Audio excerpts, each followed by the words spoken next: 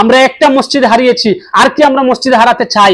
একটা মসজিদের বেদনা এখনো আমাদের বুকে দরদর করছে।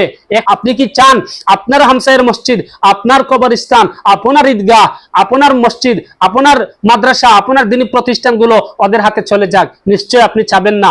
মনে রাখবেন, একদিন কিয়ামত আসবে, মহাপ্রলয়ের দিন মহান প্রভুর কাছে আমাদের বিচারের কাঠগড়ায় দাঁড় হতে হবে।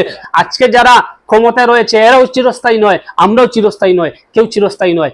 মনে রাখবেন, আমাদের মসজিদ, আমাদের কবরস্থান, আমাদের ঈদগাহ, আমাদের মাদ্রাসা, এই সবগুলা ওয়াকফ সম্পত্তি। এই ওয়াকফ সম্পত্তির উপরে সরকার একটা বিল এনেছে। এই বিল যদি কার্যকরী হয়ে যায়, অদূর ভবিষ্যতে এই সবগুলো মসজিদ, মাদ্রাসা, ঈদগাহ, খানকা, কবরস্থান, আরো অন্যান্য ধর্মীয় যেগুলো রয়েছে প্রতিষ্ঠান, সেগুলা এই তাদের তদারকিতে চলে যাবে। হয়তো অদূর ভবিষ্যতে এগুলো আমাদের হাতছাড়া হয়ে যাবে, হয়তো অদূর ভবিষ্যতে এগুলো আর আমাদের থাকবে না। আজ যখন আমাদের কাছে সুযোগ